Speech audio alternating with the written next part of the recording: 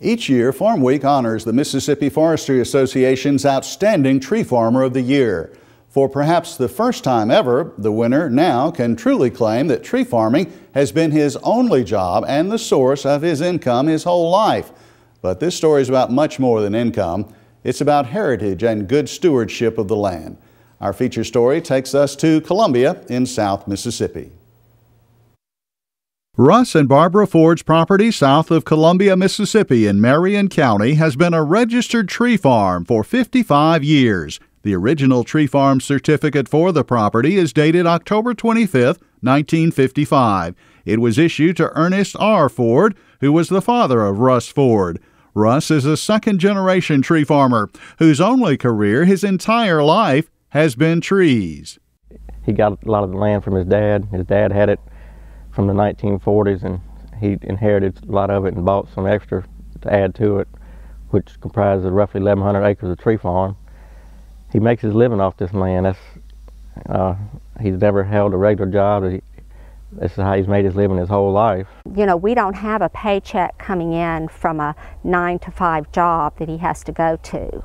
You know, when he sells timber, he has to be able to invest that and budget it back, rather than me. I would say, oh yeah, well, we can redo the kitchen, or we can do that. And he'll say, now, wait a minute, no, we can't do that. You know, we've got to put this away. The Fords call their place River Farm. The name comes from the fact the western border of the tree farm in Marion County is formed by the Pearl River.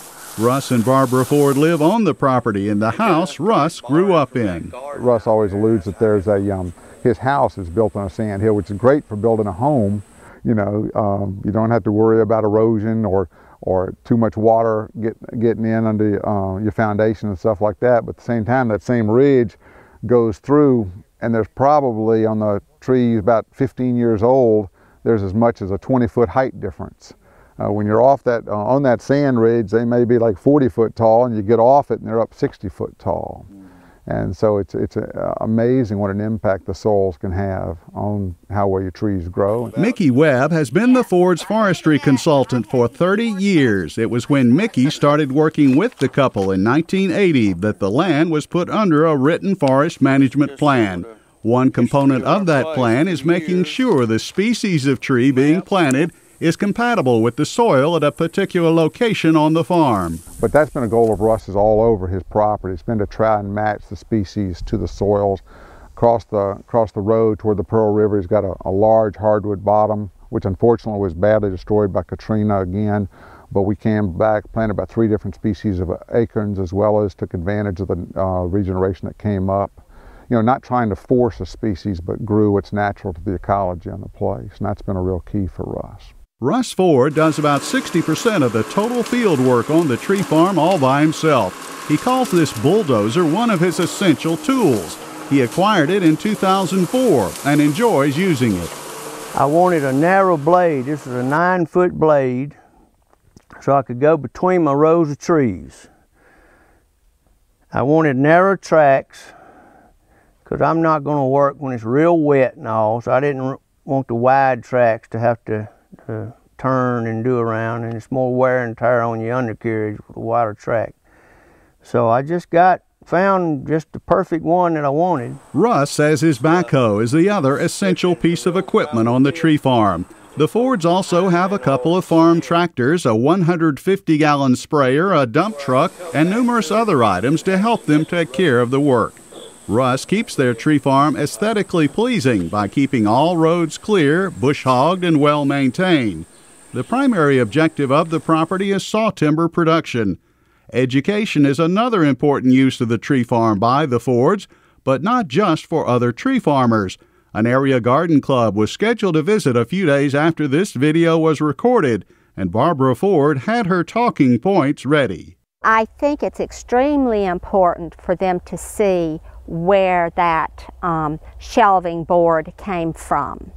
It gives them an appreciation of when they go to the lumber store and buy that, they know that the tree farmer had to be paid, the logger had to be paid, the mill that did it had to be paid, and so it makes it a little bit less problematic on you to pay the cost of it because you know exactly what it took to produce it. This area of the tree farm was the setting for another group's educational visit. It was one of 3 stops on the place by the Marion County Forestry Association during a field day in the spring of 2010. The educational focus here for other tree farmers was pine thinning. When you've got a stand like this, of this age, there's several different ways that you can go. And so that was one of the points we wanted to make. We went ahead and measured all the trees that were in a particular plot, talked about how much volume we were carrying, and then we were looked at several different options. One of the options would be to thin again and to hold it. That certainly would be an option. And another option from a strictly economic standpoint, it's probably at economic maturity. So another option would be to take everything down and replant, start over. This same stand was also a good example for the CFA of how the practice of prescribed burning helps achieve another objective of the tree farm, enhancing the habitat for deer and other wildlife. Luscious vegetation closer to the ground after a burn, more readily available to browse on. I see some muscadine vines in here. I see some persimmon. Any of these type of plants after a burn comes back and it reduces the height of them, and when they sprout back they're more nutritious and more readily available for the wildlife to browse on. Russ Ford also enhances the wildlife habitat on their tree farm by planting about 7 food plots like this every year. He includes favorable hardwood trees like the sawtooth oak at the plots. We have a bunch of deer coming in here every year. I think we harvested 7 does last year at this spot. These are sawtooth oak? These are sawtooth oak. They're the gobbler head, the small acorn variety. And they're making acorns now. They're about 6, 7 years old, something like that. Russ has also planted pear trees in another location on the farm for wildlife to enjoy. And he has a large orchard of southern catalpa trees in the same spot. Russ also manages for endangered species on his tree farm. Numerous gopher tortoises are located on the property, and he takes care not to destroy their habitat. As far as other practices, he uses herbicides on a regular basis to control herbaceous competition on newly planted seedlings, such as this stand of 3-year-old longleaf pine. Best management practices, such as streamside management zones, are used on the tree farm at all times. This water feature on the property is called Clear Creek. It runs into the nearby Pearl River. In addition to water quality, recreation is another primary objective of the Ford's tree farm. This gravel pit lake on the property is Russ and Barbara's favorite place to relax. They even established a campground area alongside one portion of the scenic lake. Bird watching is another form of recreation that the couple enjoys on the tree farm every day. You know, I have so many different types of birds: bluebirds, cardinals, tufted titmouse, the blue grosbeaks, the rose-breasted grosbeaks. You know, it's just such a pleasure to sit and watch what the Lord has provided for us to enjoy. And these birds are so vivid and their colors so wonderful. And Russ and I both enjoy sitting out there and watching them. And it's just truly a pleasure. The Fords also raised a son on the tree farm. Will, now a college student, earned his Eagle Scout rank in high school by reclaiming the Pope family cemetery on the tree farm. It features the grave of a Civil War veteran. Here, Russ is sharing with Will the history of some Native American grinding rocks that were found on the tree farm. The Marion County Forestry Association that Russ is heavily involved in has the distinction of being the first CFA in Mississippi. The current president says Russ was instrumental in its formation in 1986. It was started back then, and I think all but 2 years during that period of time he's been on our board of directors.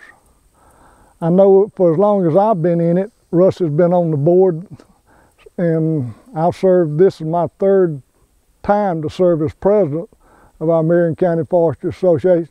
And Russ has always been such a big help. We've had 2 field days on this tree farm, one in 1990 and the one this year.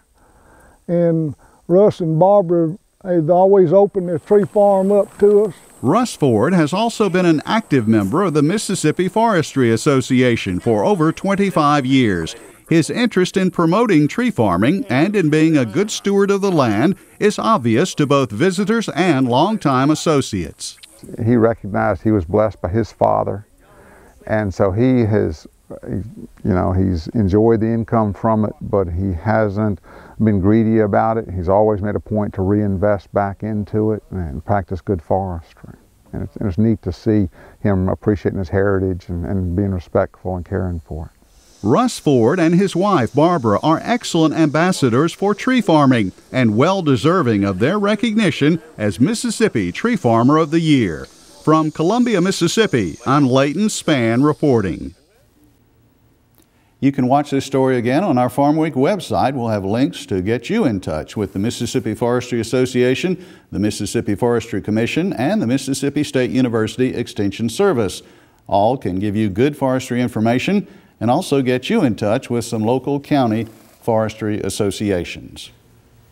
And I talked to Barbara on Wednesday, and some congratulations are in order. They found out they're a semi-finalist in the National Tree Farmer of the Year competition.